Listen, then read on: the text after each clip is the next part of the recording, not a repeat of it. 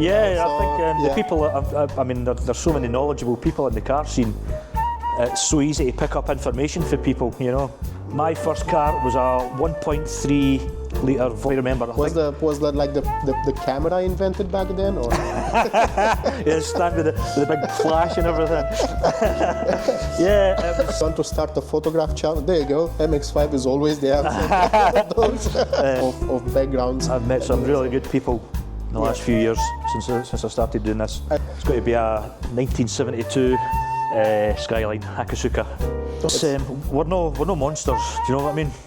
Yeah. We've just got a passion for something. So as Clarkson says, they're white goods. Yeah. You know, they're like a fridge or a microwave or whatever now. And they're going to become throwaway items because there's not going to be a second-hand market for them. So, for someone wanting to follow in your footsteps, what would be the biggest lesson that you've learned and you'd pass on? What would be the best free advice that you'd offer to someone that's an entirely other chapter, and we probably need 3 more podcasts to cover all that. Can you share a time when you felt like you were struggling and what helped you to push through? Proud to manage to bring John from Quickshot with us here today, and he's going to be the first person that we have on a podcast. Yeah, let's crack on. Should I say? Yeah. Yes. Perfect. So, John, where did this journey with cars and photography really started with you? So, how did you decided to this is what I want to do? Sure. Well, thanks. First of all, thanks for having me. Very welcome. My pleasure. Love your wee workshop that you've got here. It's looking good. Thank you. But starting off, I've always had a wee thing for photography, not necessarily car photography. I used to like sort of scenic sort of stuff, things like that. I used to do a wee bit of hill walking, nowhere near as much as what I would like to do, but I did a bit of hill walking and I got into my photography that way. Then about 10 years ago, I started working with a guy called Graham Hume. Goes by the name of Honda. He's an absolute car fanatic. You know, just loves his cars. Any type of car, anything about cars. And he collected 1/18 scale models. All right. So he was showing me his 1/18 scale models. And have you ever tried to take photographs of that? I have, yes. All right. That was actually that's how I kind of got into car photography. He got me starting collecting that, so I got a few and I was building up my collection. And then there was a car show on at Knockhill one day. All right. And he was doing a wee stand with his 1/18s on display. So he asked me if I'd like to go, and because I was used to handling the 1/18s, go and help him. Because obviously it's the kind of thing that not everybody can handle, because they're quite fiddly and they're boxes and what have you, and they didn't want anybody damaged them and what have you. So I went up with my camera. You have to be quite careful with I went up with my camera, and it just kind of clicked with the cars. I found it an enjoyable day. And as I say, with his knowledge of cars, it's just kind of rubbed off on me. I keep saying to him, he's created a bit of a monster. All right. So, that's basically where that came from. That's how you. That's how I got into the car sort of side of things. It all stemmed through 1/18s. All right. So fantastic. Now I've got about 150 or so 1/18s of my own. So you're collecting them as well? Yes, I collect those as well. I have to see your collection. And it's not as good as some, but I'm quite chuffed with it. Oh, I think it's fantastic! I didn't know that. There we go. I do have a few of those myself, but I've never managed to get into high numbers, rare models, and so on. I've been to a few events that were focused on model scales, but it's a matter of time, and as you probably know, finding them, and I didn't manage to get to big numbers as you have. It's not the same as what it used to be. You know, people are sort of more into it now for the money side of things. You know, you get people who buy for to sell. rather than collecting Right, as such. so it sounds like it's- car manufacturers. Yeah. Fantastic. Well, I'm looking forward. Maybe one day I can come in and film some of that and show to the viewers. Sure. Fantastic. So, besides your friend's passion that got you into cars, was there a car in your family that sparked your love for? Not really. automotive Not world? really. My parents didn't drive. I'm very late to the car scene. My own car history is pretty terrible. Alright. I've had some really poor cars over the years. Nothing that's really been fun to drive. I've been a kind of Vauxhall man most of my days, but I think there are a few Vauxhalls out there. I had a nice 130 SRI Vectra. That was a nice car. But as far as cars in my life when I was younger, there wasn't really much. Even like my sister, I'm quite young compared to my brothers and sisters, so they were all sort of grown up and out the house and things like that. All right. So there was nobody really in the house with a car. So Okay. just as I said, about the last 10 years was my sort of. Yeah, but you're trying to catch up. It's like a now, and midlife you're crisis. definitely- I'm having my Yeah, midlife crisis now, you know. You're definitely catching up. Yeah, now, so, I think the people. I mean, there's so many knowledgeable people in the car scene. It's so easy to pick up information for people, you know. Indeed. Some of the people out there are fantastic, you Indeed. So, what was your first car then? Like, know. My first car was a 1.3 litre Vauxhall Astra, wow, 1.3L, C registration, 1987, C178 LGD wow, was my registration plate. 87. 87, wow. yeah. Wow. So, how long did you have that for? I think I had it for about 18 months, 2 years, and it was like 100 plus thousand miles on it when I got it. You know, Which for an old car, it is. at that time it was quite kind of, you know, and I'm not mechanically minded really, so. All You know, right. I didn't really know what I was looking for, and things like that. You buy a car and hope for the And best kind of thing. I guess you didn't have forums to rely on. Back No, then, yeah, so, this is it. Obviously, the YouTube. internet's a wonderful thing for things like that You know, like nowadays. you have some of the people like doing like stuff to their cars. It's like they're YouTube certified now. So. Well, I had my Haynes manual, so I managed to do a couple of wee things like changing brake sensor switches and things like that, and bulbs and whatnot. Just basic stuff, really basic that one stuff. had the ABS? No. No, all right. No, yeah, wouldn't not, have not ABS, yet. no. Too early for that. No. Yeah. Well, then, yeah.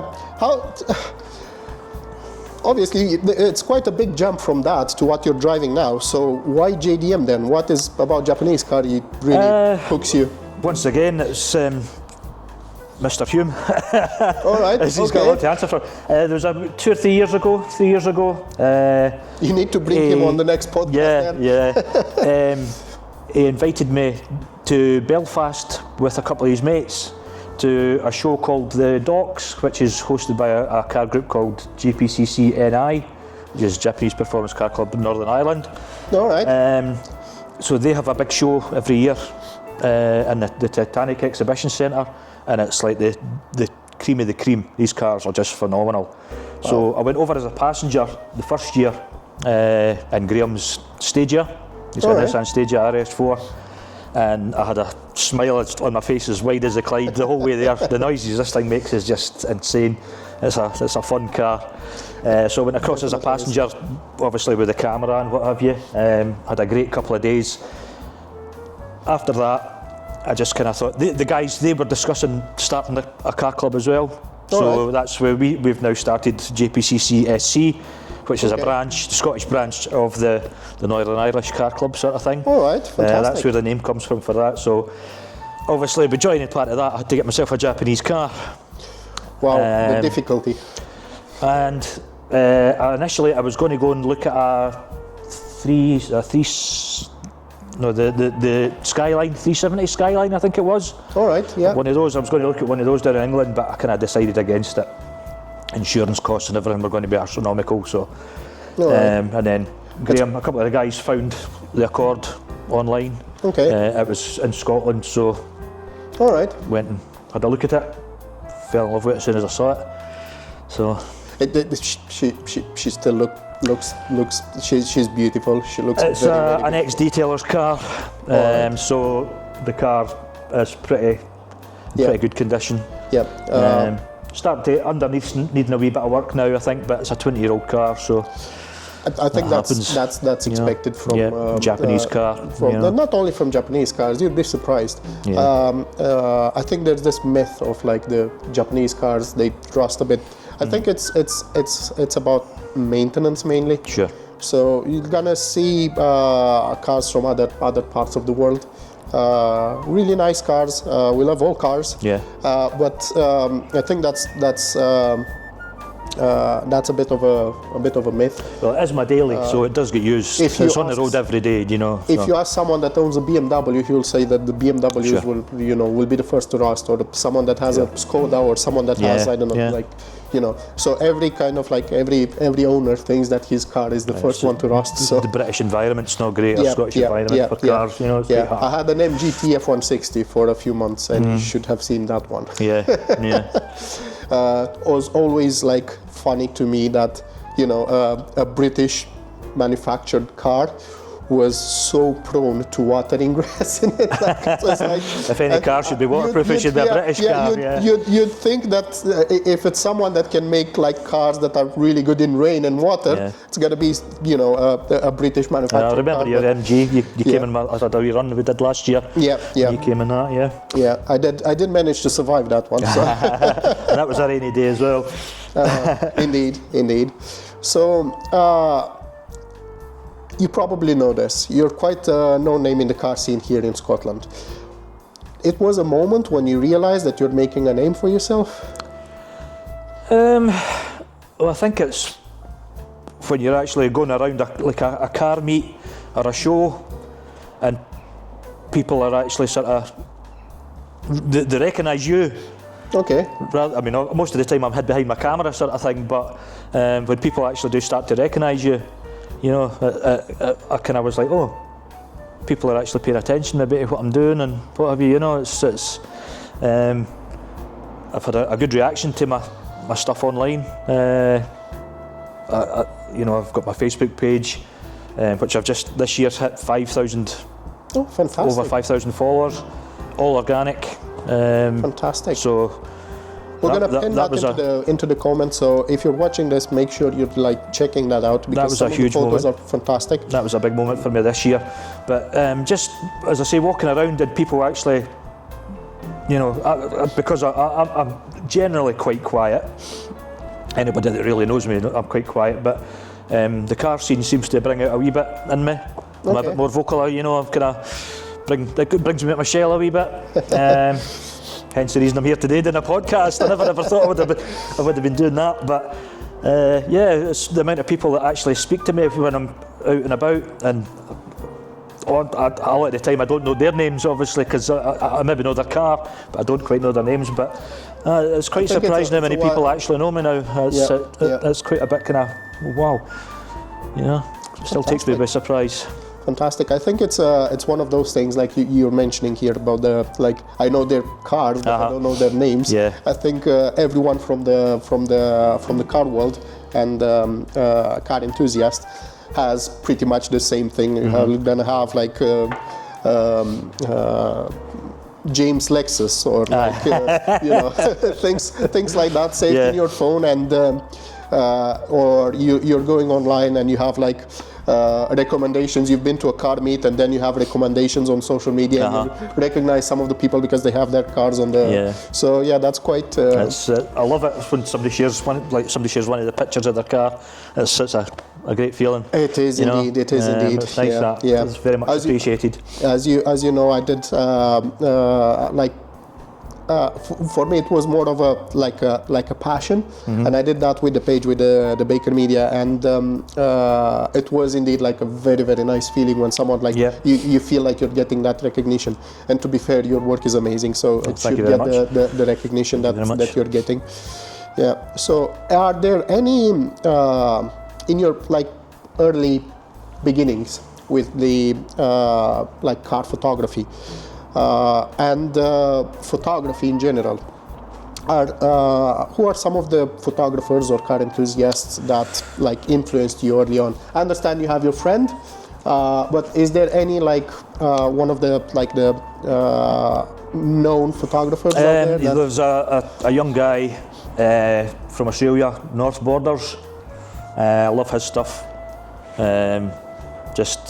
He's got a great attitude, and he's just, I don't know, he's a really likeable guy. All right. So his videos are good to follow. They're entertaining sort of thing, you know. Photography wise, there's a young lad in Scotland now. I would say he's probably about the only person that's on that sort of road to being something like that, called Callum Dewar. All right. He's on Instagram. He's got a huge following on Instagram. The cars he's getting to shoot is just incredible.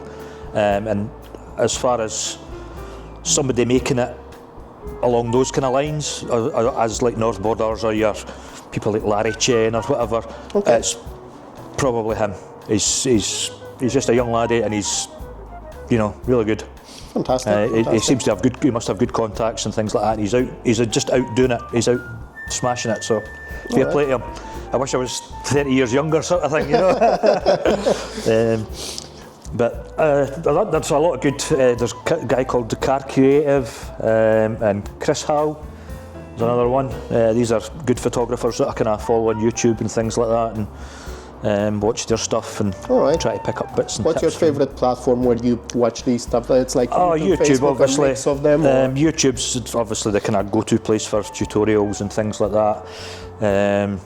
My main platform that I use is Facebook. It's just always sort of worked easier for me. All right. I've got an Instagram channel as well, but don't quite seem to get the same sort of interaction on that. It seems to be a bit harder to kind of grow. Okay. Recently, I've just started on a TikTok, so in the last week or so, I thought I'd take the plunge with that, see what other young ones are up to. Well, we're gonna share this in online, Sure. and I will make sure to attach all the channels in the Excellent. in the description over there. So you guys watching us, make sure you follow that, because there's definitely good content over there. And if you ever want photographs taken to your car, there you go. You have John over here that can help you out, and also the other photographers that he just mentioned. So yeah, there you go. Some nice content for you to follow. So yeah, let's see, John. Do you remember your first big car photo shoot? Like, how did it go, and what did you learn from it? One of my first was actually it was either one or the other. I can't quite remember. Was that like the camera invented back then, or? Yeah, stand with the big flash and everything. Yeah, it was. I think one of my first ones is a guy who's quite well known in the scene as well. Is Gil Tobin. All right. We had a wee Mazda MX-5. That was one of my first kind of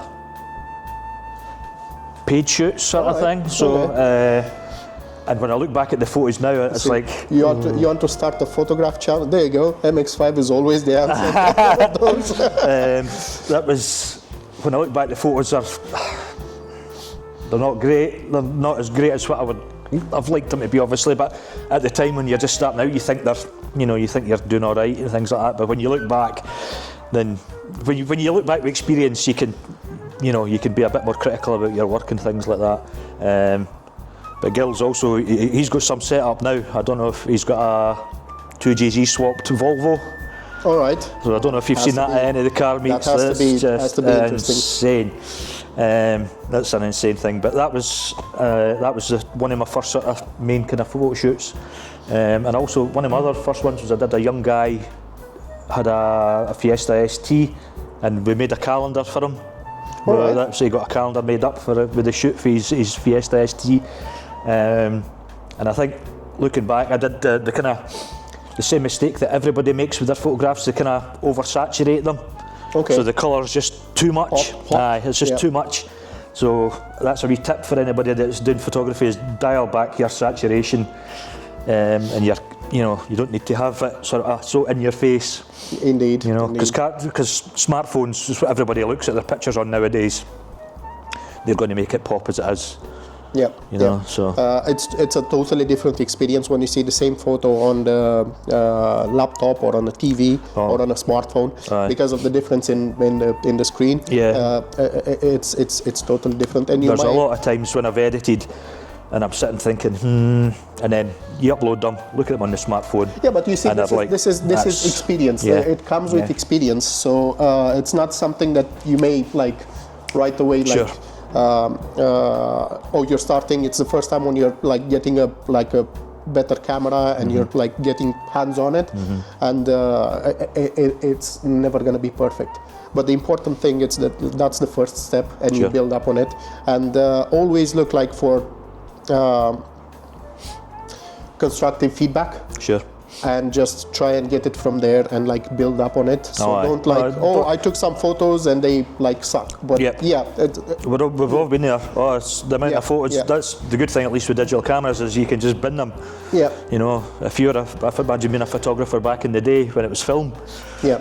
You could process all your film and it's just nothing but rubbish. Yeah. It is quite annoying, you know. I might say so. Like, you know, when you take like night photos and you do like the trail of lights, and you obviously have to wait for about like more than a minute to take one photo, and then when it's ready you look at it and it's rubbish and you're like, oh come on. But that's how everything starts. There's a lot in night photography, you know. There's a lot to it, but it's not really. I would like to dabble a bit more in it, but sometimes I'm a married man, so you don't. You know, having the time for to go out, I don't like leaving my missus in the house all the time, sort of thing, and things like that. You know, I don't want to be selfish and just keep going away doing my own thing all the time. You know, so. Indeed. And whoever's not, you know, married out there just yet, when you're gonna be, you know, the secret, it is indeed like happy wife, happy life. So, definitely. Yeah. Make sure. But she's a good one. Give her a due. She's a good one. Balance it out, right? Because you're gonna have her by your side if you do that properly. So let's see. What's the craziest or funniest thing that ever happened on a photo shoot? Oh, it's probably some of the positions you find yourself in. You know, whether you're like lying flat on your stomach, or you're kneeling in puddles, or trying to get a reflection shot, or I go up the multi-storey car park in Falkirk sometimes, and I'm sort of like up on an edge, and things like that. When you've got a bit of a drop at the back of you, you've just got to. Some of it's for people that are doing the rollers, you know, you're hanging out a car at 50 mile an hour or whatever speed you're going at. It's not really the most sensible thing to do, but hey ho, what you've got to do to get the shot, eh? Indeed. So, I tend to find myself. That's dedication, basically. I can get quite muddy and quite dirty at times. That's hence if I usually take my own car rather than go as a passenger in somebody's car. Okay. Because I don't want to get their car all muddy. Okay. So how? You see, this is a tough one, but how do you keep it fresh and stay inspired when photographing cars? Because you can go out there, take some photos, they're great, and then you do the second car, and then you do the third car, and then you're like getting you always have to come up with like new ideas, new things to do. You're looking at what others are doing, and like you want to stay on top. Well, every photographer has their style. You know, so obviously I've got my sort of style, but it's at the end of the day there's so many cars out there. You know, there's a wide variety of cars out there to photograph. All right. So that keeps it fresh. The hardest place, or the hardest thing's probably coming up with new locations. Locations is a difficult thing because places get locked off, then you don't get access to them and things like that. You know. Did it ever happen to you to go in a location that you know that it's good for that and like there's loads of places. The multi-storey at Ferry Toll it gets closed off now and again. Up the top there is a great place because you've got the road bridge in the background. Yeah. But unfortunately the boy racers go up there on occasion and have a wee bit of fun and games. And it about the boy racers, please, if you're watching this and you're one of them, just stop it. It's like you're ruining it for everyone. Take it somewhere away, way at the road. We are all doing like silly things, and we understand why you're liking it and why you're doing it, okay? But just like when you're in a public place, just try, because you're ruining it for everyone. You see those nice videos and nice photographs that you enjoy on your social medias, they will like slowly get more difficult to do just because of it, and that's only the tip of the iceberg. So, you know, find a remote place, do whatever you want when you're safe, keep the others safe, and for the love of any god that exists or you believe in out there, just stop using your phone when you're driving. Just like put it on silent, shove it in the glove box, and nothing is more important than your life. So I think you've just actually, the last couple of years, you look at the amount of young drivers that have lost their life through car accidents and things like that. It's just a shame. Or you're maybe going through a late teenaging phase when you believe that your life means nothing, but it might means nothing for you, but it means something for the people around you. Definitely. And you might actually like kill other people, and you're gonna have to live with it with that. So yes, we all been there. We're all doing it. But just when you're doing silly things, you know? when you're doing silly things, just do it where it's possible, where like, you know, just don't ruin it for everyone else, and don't put yourself or others in danger. So yeah, sorry John, but I just had to do it's just like stop getting my places shut off. Yeah, there we go. It's like it's not worth it. It's just not worth it. Yeah. So speaking of places, you also organize car meetings. Your club, as you said, that it's a part of the Northern Ireland one, and you also organize meetings. I was there like this summer at the Scottish Motoring Festival, where you teamed up with the JDM Scotland group, and we got a few prizes over there. Yeah, certainly did. Best club stand. That was a huge one. That was a great turnout with everybody there. So, do you ever get nervous about meetings or the expectations of other car enthusiasts when you organize something like that? No, I think the guys in my club think I'm quite a panicker, but I'm not really. I genuinely, I'm not, but I think they think I am, because I just like to be organised. I try to be organised, but with the best will in the world, with car meets and car shows, it never works out that way, does it? Yeah. I think one of the things that stresses me the most is packing everybody up at a car show. All right. There's a few times that I'm like, no, I've just done it. There's my keys, and I'll take the camera and I'll go away and leave it to somebody else. Because everybody's obviously got a different idea of how the car should sit and how they should look and whatever.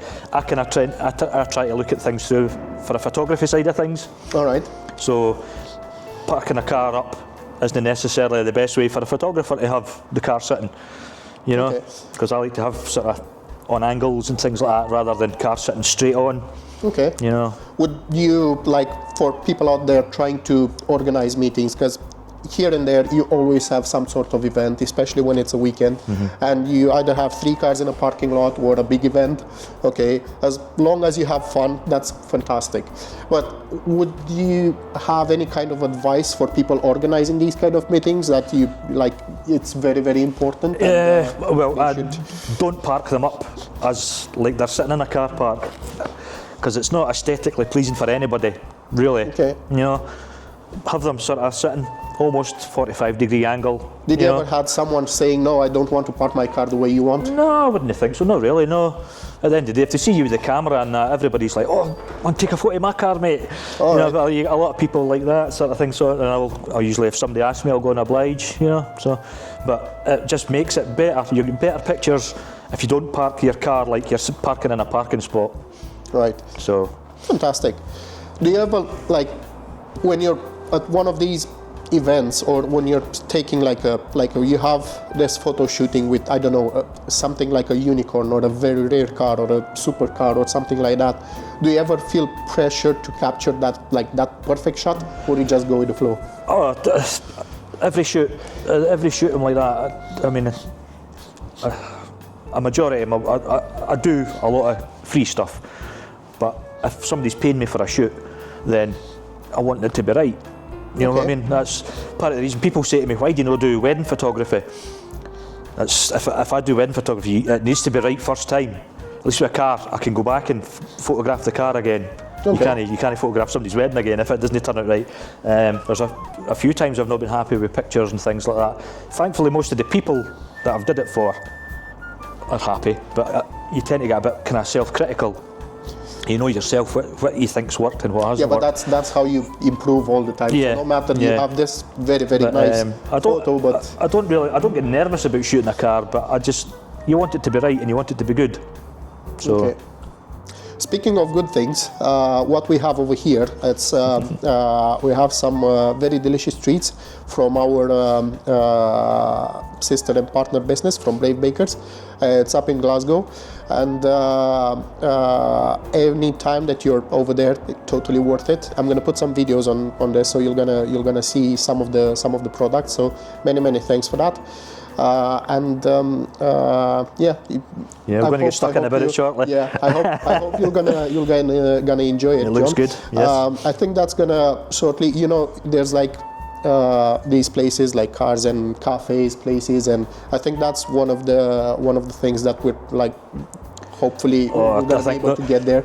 You've obviously got your caffeine machine down south. I think we're crying out for something like that up here. I think it could potentially be a success. If someone has the premises to be able to do that, that would be a fantastic thing to do, because everyone that I've been speaking with in the car world, especially up here in Scotland, everyone is mentioning that it would be fantastic to get something like that. So if you have the premises to do it, fantastic, go for it, because I think it's going to be it's a market. And don't forget, if you're doing it, let us know so we can come there as well. Definitely. So yeah, but in the meantime, you can definitely. Check us out, come here, have a coffee, can have a chat about cars. We have the car club, or if you're in Glasgow in the city centre, go to Brave Bakers and check that out, because again, it's going to become more and more car themed as well. So there you go, a few places in the meantime. And I think it has to be said that a lot of people slate the Scottish car culture and the Scottish car scene. There's a lot of hate out there, but there's a lot of good stuff out there as well.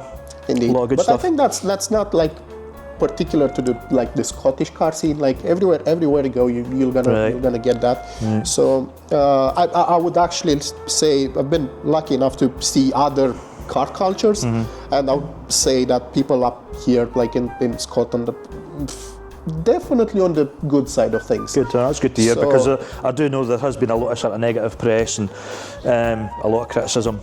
You get it obviously online, you get people that are trolling and what have you, but there is a bit of hate out there for the Scottish car scene, but it's better than what people think. Yeah. Don't criticise it, get out and get involved. Indeed. And if you think you want to change, make it happen. Help out and make it better. If you think it's crap, do something about it. Yeah, indeed. And basically that's what you're trying to do. That's what other photographers are trying to do. Other car clubs and businesses as well. So there you go. It's like building up and working together towards for a better car enthusiast world, basically. Oh, well, we've all got the same sort of shared passion. So, Indeed. As I say, get out there and help. Don't slate Indeed. it. I said this before, so basically in the car world, and why I am in the car world, and I've opened a business and now the YouTube channel and everything related to cars, it's because you have the possibility to meet so many people from such a big variety of backgrounds. I've met some really good people in the last few years since I started doing this. And you meet them through cars. You go to a car meeting, you park next to them. John is going to tell you how to park. And then you're going to meet the guy next door. And you'd be surprised how approachable people are and how friendly people will help if you've got issues with your car. There's always somebody there willing to give a bit of advice. And not only on cars. You see, so that the cars are there's a few point. Sort of mental health kind of things involved in the car scene as well. Indeed. So if you're looking for help, don't be afraid to ask people. Indeed. So let's go a bit more like deep into the JDM car culture. Do you have a favorite JDM car, and if so, what makes it your top choice? It's got to be a 1972 Skyline, Hakasuka. All right. Okay. Stunning. I've only seen, I've seen one 5-door in Scotland, a silver one, Okay. but I believe there is a red one, a red 3-door, which Hidden somewhere in the well, world. it was. I think it was up for sale recently, and it was somebody away up north. So, it's like a unicorn car to me. I want to see it in the flesh. I need to see it in the flesh. There you go. If there's someone that has that, get in touch, and I think you'll be more than happy to make a photo shooting for that. You'd make an old man very happy. Indeed. I've got that, and I've got a very soft spot for Nissan Fairlady Zs, the wide body. All right. I'm into my older cars at the minute. Really, like real older sort of stuff at the minute. There's just something, but it has to be a wide body, wide body kit and things like that on it. Nice. Like it's back to my 118's one of my favourite models. It's probably my most expensive model I bought was for the Wangan series, which was a Japanese anime program. Yeah. And there's a Nissan Fairlady Devil's Head, and I've got that in 118, and it's cool as anything. Indeed.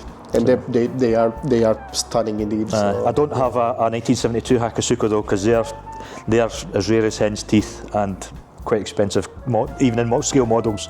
Yeah. So maybe there one we day. go. Maybe one day. One day.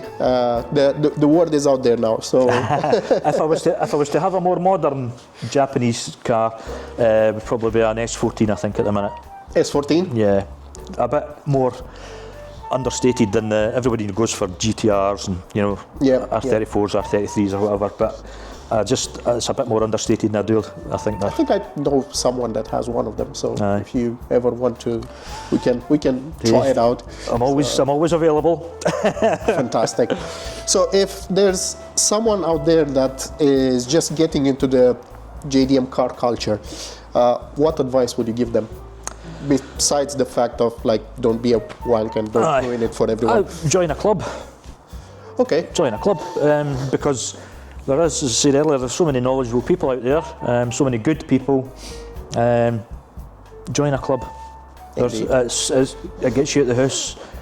It gets you involved with people. It gets you talking to people. Gets you socialising. It's good for your mental health. Indeed. There's obviously you've got JDM Scotland in the west. Yep. You've got GPCC SC. There's more kind of east coast sort of thing, and there is other Japanese car clubs as well. You've got Type R Scotland, things like that. We're also we have the Toby Shed Car Club over here. Sure. That you can find the group online. It's more of it's not going to be a JDM particular car club, but there you go. You're gonna have people with JDM cars into the club as well, and there are a few other car clubs as well. So look in your local. Start with your local area first, without a doubt. And after that, look at the bigger ones. I mean, there's a lot of car clubs. It doesn't even have to be a Japanese car club if if that's not. You might have a Japanese car but don't want to go down. All Japanese cars, any car club will be accepting of you. Indeed. Again, as long as you're trying to act like a normal person and. Well, if that happens, you just go away and start your own club. Or do that, yeah. So what are some of from what you noticed and from your own experience running the club and doing the photo shootings, there are any common misconceptions when you're talking about JDM or car culture in general? Well, I do think every time you get a car story in the press, it's always an overreaction, car neds or whatever, terrorising a neighbourhood or whatever.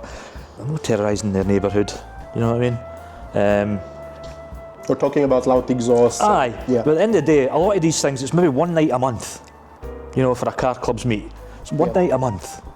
You could stay in a street that has got people having drunken fights in it every Friday, Saturday, Sunday night. Yeah. But God forbid you should have a car meet once a month up the road. I don't think it's fair. I really don't. But once again, it's access again. Everywhere's getting shut down to them. So that you could have a good place, but then it gets shut down, and it forces you onto somewhere else, which is maybe makes it a bit more antisocial because you're in a maybe a you're house too near a close. house in a estate or whatever. Yeah. If they would just leave you alone somewhere out the road, you're not doing any harm. Yeah. Once a month, come on. On you saying that, it's quite unfortunate to see that nowadays even like track days and like proper tracks like we have Knock Hill here in Scotland and Monkland and a few other places, Crail as well. They're getting like sound limits and I believe Knock Hill's actually had a bit of problems. They've been there for absolute years, for 20, 30 Crail, years. I think Crail's having issues as well. Indeed, and they've been there, and houses are starting to like get built closer and closer, and then you buy a house there, and then you complain about the noise. It is a bit of a. It's as you say, it's a bit unfair because people don't realize how much people are getting, like how much helpful a day out with with their car is. And, well, you can be guaranteed the people that will be moaning will be their child will have a car or will be in a car club or have car friends. Yeah. So they'll be the ones that are getting the help, whereas the parents will be the ones that are doing the moaning. So yeah, indeed. It's we're no monsters. Do you know what I mean? Yeah. We've just got a passion for something, and it's unfortunately it can be loud, and it's an outdoor thing. So we're not doing any harm, really. Indeed. So it's like people that are like, oh, we're not using a car because we want to save the planet, but the second when they get home, they pay someone from Amazon or whatever to deliver something to their door. So yeah, it's madness, isn't it? It is a bit mad indeed. So as you mentioned, you own a 2.4 Accord. All right, so they're quite renowned in the world, in the enthusiast world. They've been and they are still cracking cars. What does it mean to you personally as a car? Because for someone else, it can be just a car in a parking lot. But I want to understand from your perspective, what does that car mean to you personally?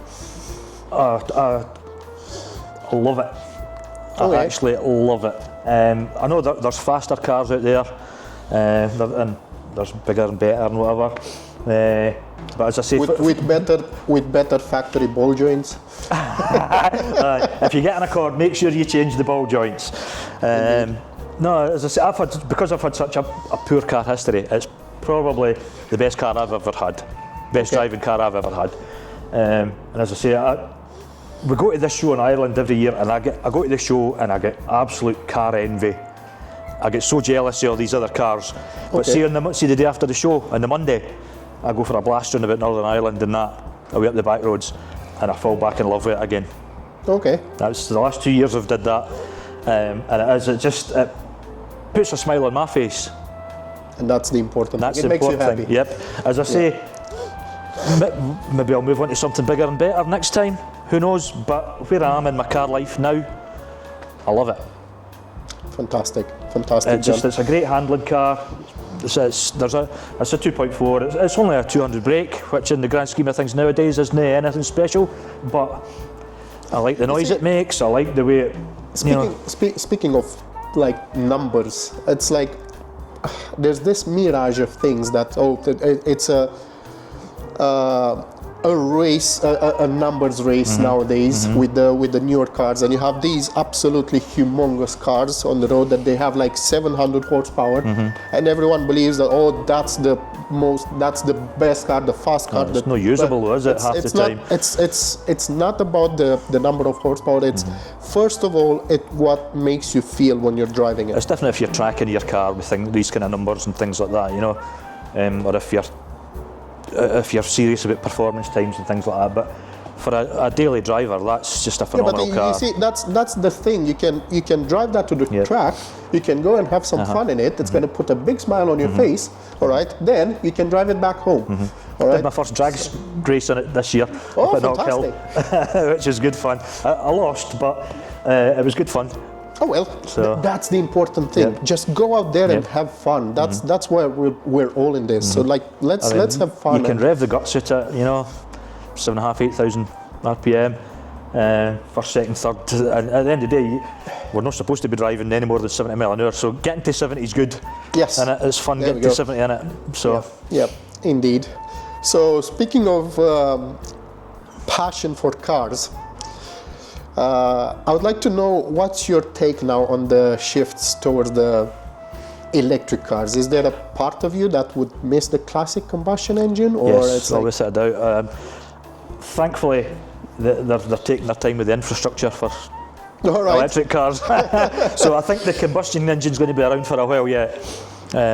Thankfully, I just think they're soulless, these EVs. All right. I think they're soulless. I think that's the general consensus that everyone as complains Clarkson about. says, they're white goods. Yeah. They're like a fridge or a microwave or whatever now, and they're going to become throwaway items because there's not going to be a second-hand market for them until they nail down the battery production, the battery life, things like that. I'm just not a fan. Listen, I've driven Forklifts most of my days, so I'm used to electric vehicles. I've had my But let's say that you'd have to own one electric car from the ones that you know at the moment. What would be your pick and why? Well, to be honest, it's something I'm not even really that clued up on. The only one styling-wise that I would maybe like was the Polestar, I think. All right.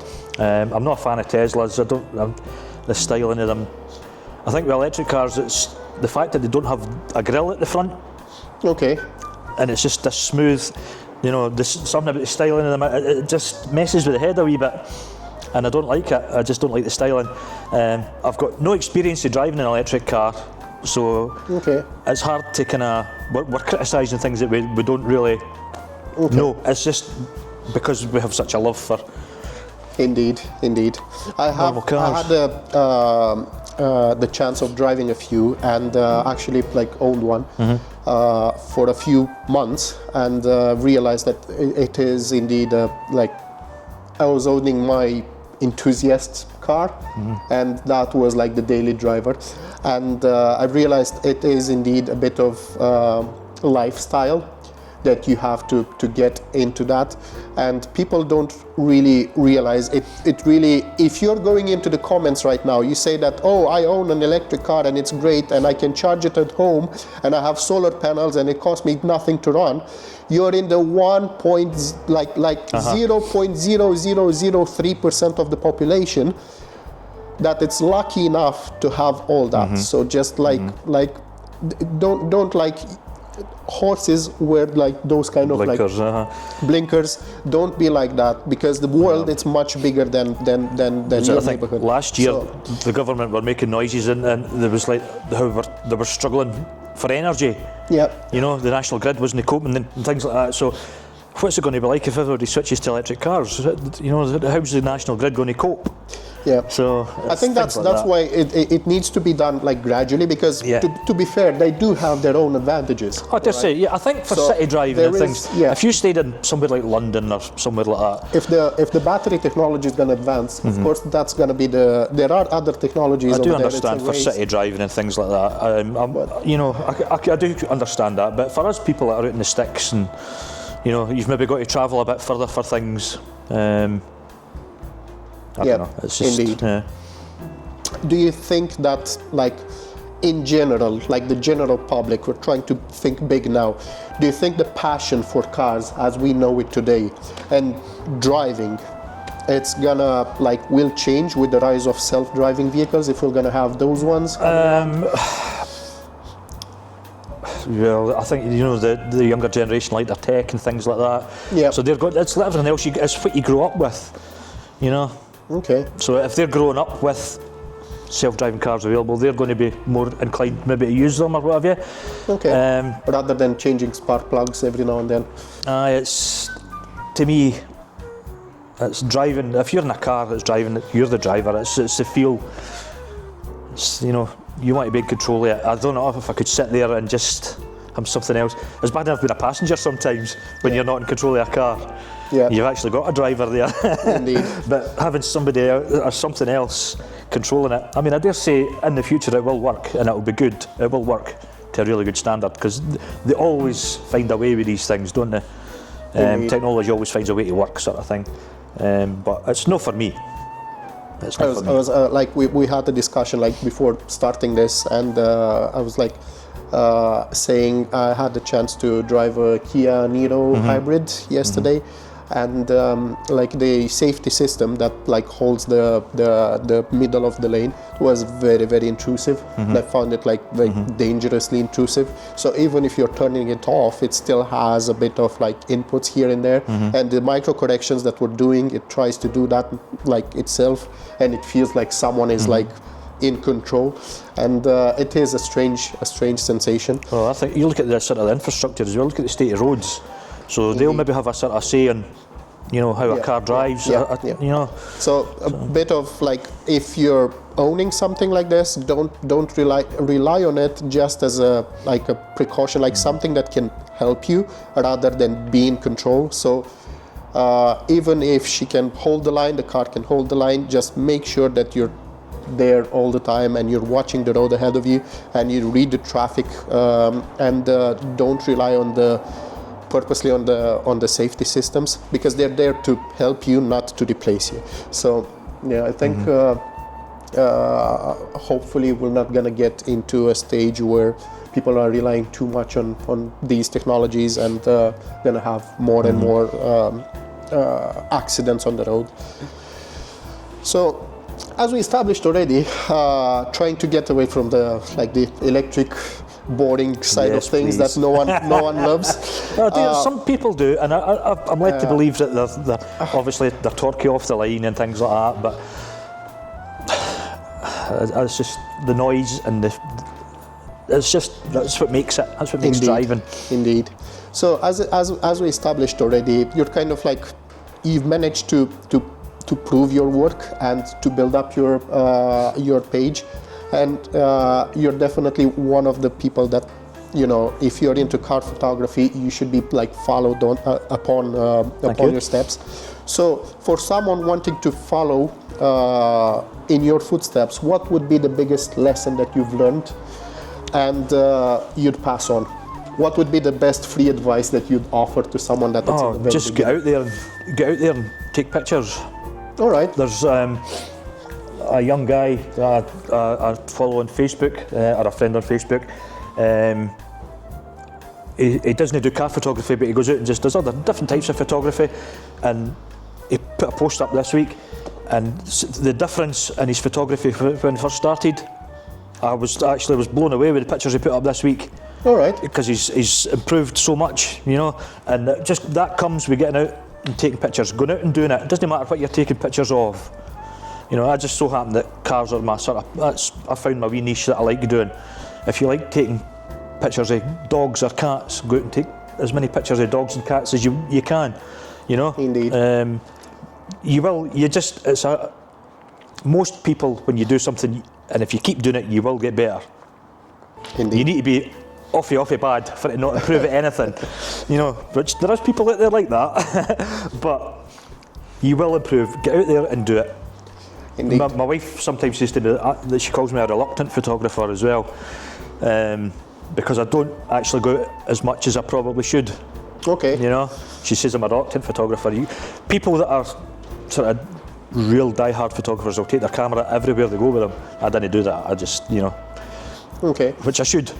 You know, you see a scene pops up. But do you think that if you're doing that, in your case, all right, do you feel like that it's gonna go beyond passion and it's gonna become something that, oh, I need to do this? No, I'm not.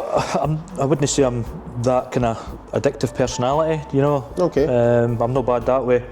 If I don't want to do something, I'll not do it, kind of thing. But I just there's a lot that you miss if you don't have your camera with you as a photographer. Indeed. You know, so.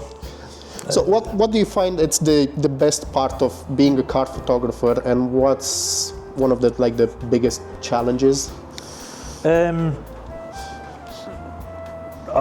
love going to the shows and the meets and seeing the cars. Honestly, the cars. Some of these cars are just phenomenal, and I can. As I say, I'm not mechanically minded, but I can appreciate what these guys do to their cars. Some of the work and the time and the effort that some of these people must put in is just phenomenal. Guys like yourself, I mean, you've got your unit here, and you were just saying the other day there, or earlier on, you were here at 2 o'clock in the morning. You know what I mean? That's a commitment.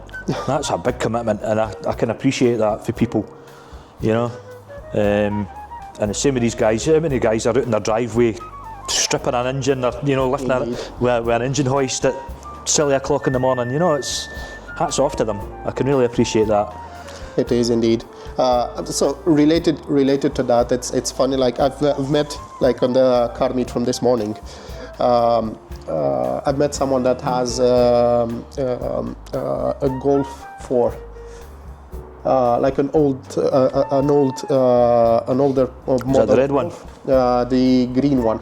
Apparently, getting like chatting with the chap, like he was saying like how rare it actually is in that color, and he was saying about all the modifications that he did to the engine and swapping the engine and the brakes, the wheels, and how rare they are, and it was like absolutely amazing to see like the amount of work and research that goes into that. Oh, some of the knowledge that some of these people have. Some people, they do have the money to do it. Some people, they don't have the money to do it. But no matter if they do have or they don't have, like you could say like, oh, built not bought. Yes, but you see, when you go out there and you buy, I don't know, a Porsche 911 GT3, because it's quite popular nowadays. If you manage to get one, actually, those people are still they're not working on their car, no, but they are working to get it. To get it. So it's still they might still be up at 2 a.m. working to be able to afford something like that. Yep. So no matter if it's something older, cheaper, or like newer. Well, how many of us started? How many of us had the first car that was something like that? You know what I mean? Yeah. Everybody's first car tends to be a banger. Yeah. So, but you see, that's the thing. Like I've met that chap today. I'm so looking forward to do a review on his car, because he was so passionate about it. And that's what it's all about. It's about the passion and what everyone else is like a green old Golf, and then you realize, there are only 13 in the country left or something like that. Right, sure. So it's like and you wouldn't know that if you're not into the the car world. So how important do you think it is to have a strong community when you're in a niche field like car photography? It's very. I mean, unfortunately, with the rise of smartphones, everybody's a photographer now, you know. Right. So you have got to sort of stand out a wee bit being a car photographer, I think. I've always said I don't think there's a market in Scotland for it as a full-time job, because there's too many people with smartphones. There is actually a lot of people do car photography as well. And it's just one of the other things I remember saying, it's a want, it's not a need. You've got to want photographs of your car. You don't need photographs of your car done by somebody. So it's very difficult. But so having a strong community that knows you, it gives you that chance of like maybe one day managing to like. Well, it's like any type of business. It's word of mouth. You know, if somebody sees their photograph, who did your pictures? Oh, Quickshot. Right, brilliant. I'll get Tim maybe to do my pictures or whatever, you know. So obviously it's like any business, word of mouth gets out there. But there is a good community. I did a day earlier on this year. I tried to get a couple of other photographers, but didn't get as many as what I wanted, with about a dozen cars and what have you. But there was 2 or 3 photographers there, and you know, just for to sort of give everybody else a sort of that's maybe try to grow their page, you know. Try to get their name out there, or the word out there, sort of thing. So I'm all for helping that. And I noticed there's a thing on Instagram, Cars and Camera now as well. So I've not had the pleasure of going to one of their meets yet, but I will do in the future. So I think the two seem to go hand in hand quite well, cars and cameras, you know. Indeed. Because they're obviously the time and effort that people put into their cars, and they're pretty photogenic. So Yeah, especially if they have like proper grills. Yeah, And I'm not looking at you, BMW. they're growing on me. They're growing on me. I think it's a matter of like, do you remember like Chris Bangle area? Like the time when Chris Bangle was in charge of BMW, Right. and he did like all those cars back then, and everyone was like, and now they're slowly like. But It does. that also helps because you're looking at the massive grills they have now, and you're like, oh, that's actually like a bit better. But anyway, it is a subjective The matter. styling's a bit. Look at it this way. I mean, there's a lot of this sort of stuff in there. The kind of modern Euro boxes, they all look the same. Yeah. You know, so at least BMW is doing something to stand out and be different. Indeed. So indeed. I'm And all that's for to, that. That's to appreciate. I'm all for that. Being different. One of the other things I'm not a fan of is all these SUVs because I think they all look the same as well. Yeah. To be fair. Yeah. And I think A to B cars, everyone has a grey SUV. I don't think they're necessary, to be honest. But that's just my opinion. So. It is indeed, but you see, that's the thing with I think what they manage, like the car manufacturers decided that, okay, we kind of like have to find a way to make a bit more money. Because at the end of the year, they have to pay a certain amount to management and to keep their accountants happy as well. And I think SUVs are just the next level in regards to that because it's the next fad. It's we go. It's like everything else. We go through fads and.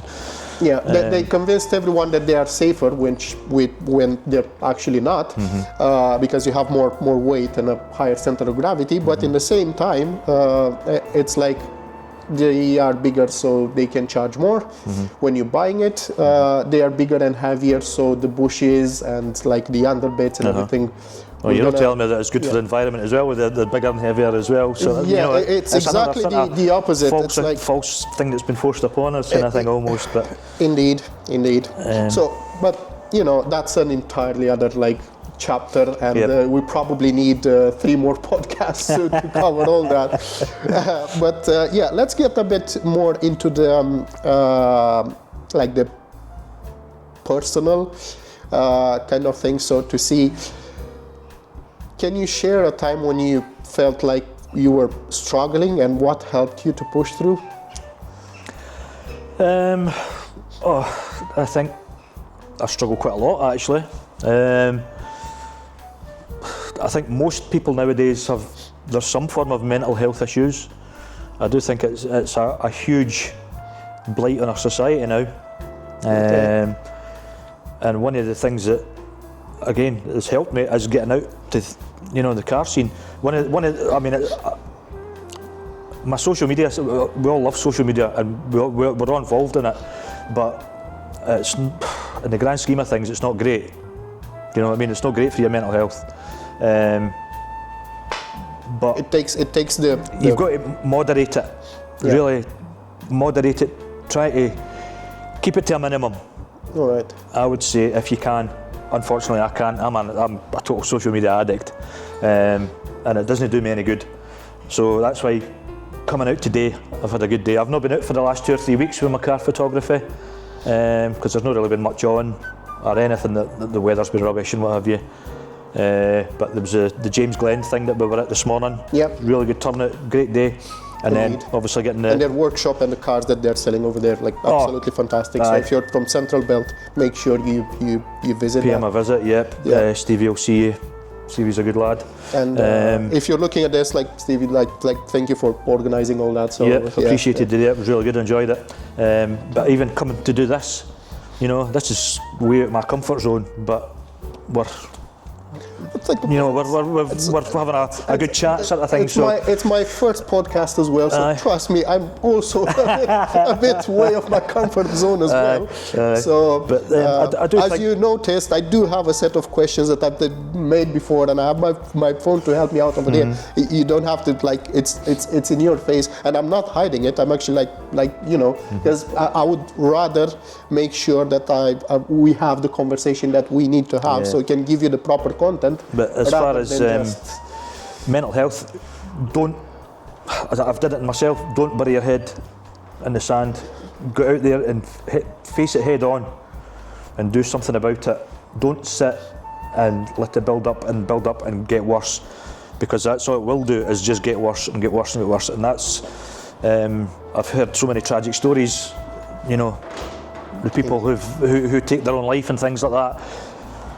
Don't let it get as bad as that. There's always help there. Go and talk to your mate. If they take the piss at you, at least you get a bit of banter and what have you, and it maybe cheer you up. Yeah. So get out there and speak to people. Don't let it sit and fester. Indeed. And if you feel like there's no like mates around you, just go out and pitch up at a car meet. Yeah. Even if you don't know anybody, go out and speak to somebody. Ask them about their car. Yeah, They'll and tell you you're about it. There's a saying, like, if you want to have a friend, be a friend. Uh-huh. So go out, and even if you don't have a car, just go out and speak with people, sure. Especially like people with. If you don't have a car, go out for a walk. Yeah, yeah. Get fresh air. It's better than sitting in the house in front of the telly and things like that, you know. You're not alone. You're not alone. Indeed. So, as John said, just if you have any issues like that, go out there, message us, message John. Like, you have. There's always somebody. Everybody thinks they're alone, but we're not alone. Kerry Ann from JDM Scotland. Yeah, she was saying that, she was saying that she's gonna work on doing like a mental health retreat, right? Where she wants to get people from like the car enthusiast world to meet up and open up and speak and help them to. Good. Every little helps. Every little helps. Indeed. Really. I'm hoping to get her over here for a podcast, and I'm looking forward to find out more about the plan that she has. Good. So yeah. So let's get a bit more into the fun stuff now. So, what's the car that you secretly love, but you wouldn't admit to a room full of car enthusiasts? Oh, do you know what? You think, I mean, the thing is, the popular cars too, Focus STs and Fiesta STs, all right, got a lot of hate, but I do like them. The thing that puts people off is when you go to a meet or a show, it's like just row with them. Yeah. You know, but I do actually like them. Because and a pop and a bang. Aye, take away the pop and the bangs though. I like the look of the cars. They're usually quite they're all different. Yeah. Do you know what I mean? Everyone, you'll not get two of the same. But for some reason they've got, I think it's because of the pop and bang culture that they've got a hate going on. Indeed. You know, but I do actually like them. They're quite cool cars. As long as they're not been driven like a idiot, like we were saying earlier. Yeah. But aye, they got a bit of hate in the car scene, but I do quite like them. Yeah, I would say that for myself, it's the the electric Kia EV6. Right. All right. I've never had the chance to drive one. I've seen many of them, and but I never had the chance to drive one. But I absolutely love the way they look, even though it's a bit more SUV-ish, right? Which I don't like at all. But that like has a certain, so that's one of the cars that I wouldn't like. Yeah, I'm not sure. Maybe as a daily driver, yes, I would. But that's one of the very, very few electric cars that I have a softer spot for. Yeah. Your guilty pleasure. Indeed, yes. So I've seen on some of your posts that you're not only into cars, but you're into football as well.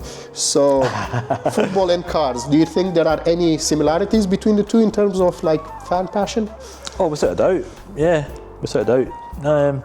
You get certain people who just can't see past a certain type of car. You know, like Britain's huge for Fords. You know, Ford enthusiasts will just not see anything else. Vauxhall enthusiasts will maybe not see anything else, kind of thing. And that's like your football team. Doesn't matter how good or bad your football team are, they're still your football team, sort of thing, you know. Indeed. without a doubt. And you get a bit of a crowd mentality sometimes and things like that, you know. There is a bit of a correlation there. It's quite rare. The reason why I'm asking is it's because it's usually quite rare when you have people that are into like both. You're either more into football or more into cars. To be fair, there's not. I do come across. It's one thing I remember. Was it going to Knockhill? I think it was the touring cars just recently. It was either this year or last year. And see, when you go about Scotland, you're that used to seeing a football top. People young guys wearing football tops. Yeah. Knockhill that day, never seen a football top. Right. Because they're all car guys. They're into cars. Yeah. I just thought it was quite unusual, considering most young guys that you see are into football tops or whatever. But the car guys don't seem to be as much. But I was more into my football to start with. As I said earlier, I'm late to the car scene, so that's where I was into football first. All and then right. the cars obviously came along a lot later. Okay. If you could have a coffee with any car designer or photographer, dead or alive, who would it be? I'm not really that clued up on sort of car designers and what have you. I think maybe Gordon Murray would be quite a good one to have a chat with. All right. Obviously he's made some interesting. He's a legend, man. He's made some interesting machines in the last few years, last couple of decades. Everyone would like to have a coffee with Gordon Murray. So. It would probably. What would you ask him? What would be the first question? Where does he get his inspiration from? What sort of, you know, where does his passion come from? How did he get into it? You know. Indeed. As I say, I don't really know much in the way of the people behind the scenes regarding cars. I've no kind of went down that route on YouTube sort of thing yet, but I'll have a wee sort of a look. I kind of appreciate, like, was it Pininfarina, things Indeed. like that. Yeah. Obviously huge names in the car industry for car design. Legendary, really. Indeed. I was looking at the speaking of Pininfarina and other like people like Gordon Murray and so on. I was looking like in the car world out there. There's a company from Italy that they do like these super cars, hypercars, but they are like work of art in regards to like details. Like the way they build their cars, like you can see how much emphasis they put on the design, not only on the performance. But don't get me wrong, they're like we're talking about Pagani. I'm saying about Pagani. So their cars are like absolutely work of art on wheels. Yeah. So yeah. So let's see a few quick fire questions. We're going towards the end of this. So JDM or European classics? No dodging. Probably European classics. European classics. Yeah. Okay. I like my BMW 2002s, Quattros, like 3-litre CSLs and things like that, the 1972 stuff. Beautiful I machines. love these kind of things, right? Yeah. Throwbacks. So it probably just tips it. Very close. Very close. What's one automotive trend that you could live without?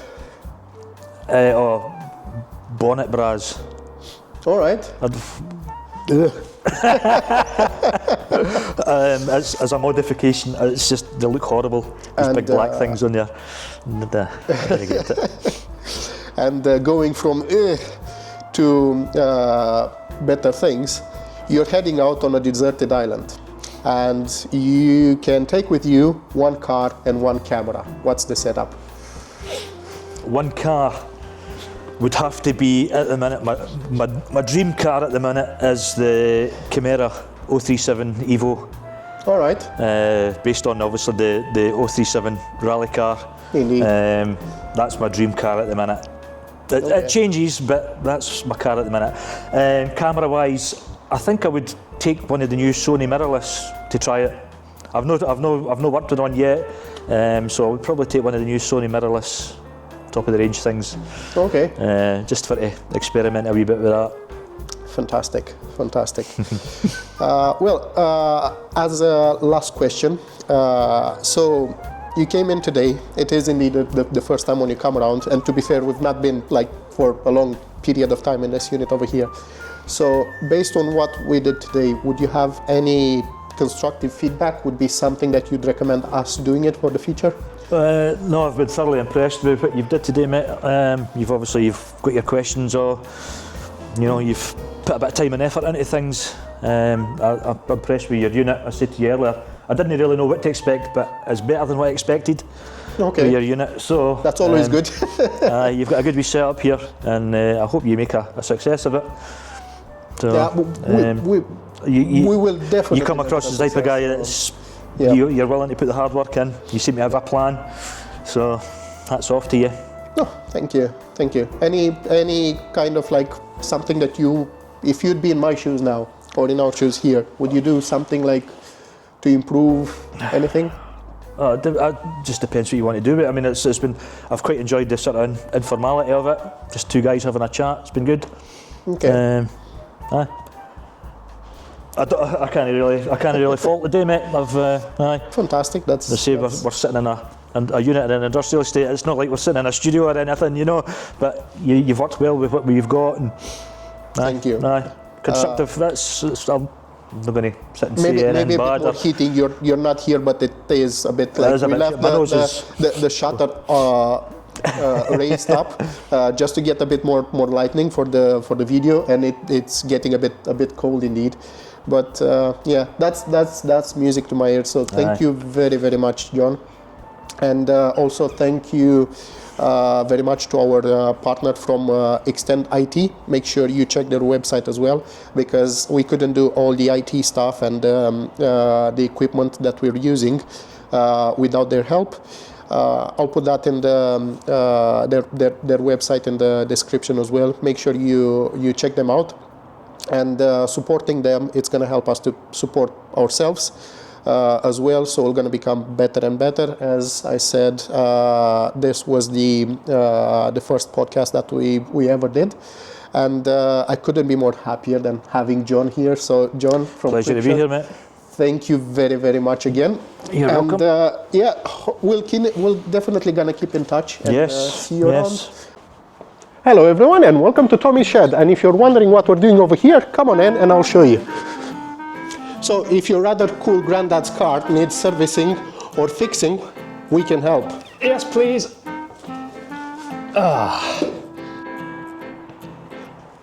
So if your daily sporty, rusty, crusty VTEC hybrid needs some love, we can help.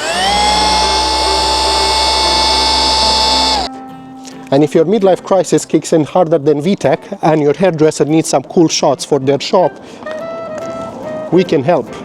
Yes, please.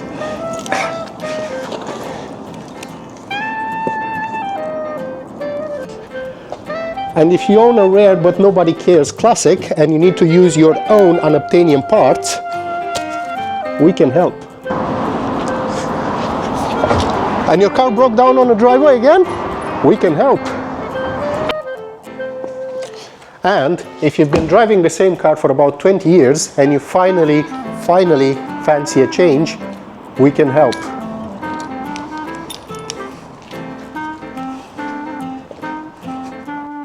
So, if you love your car and you want that to be in good hands, come here. This is Tommy's Shed, a place made by enthusiasts for enthusiasts. And if that's not enough, we also have clean toilets.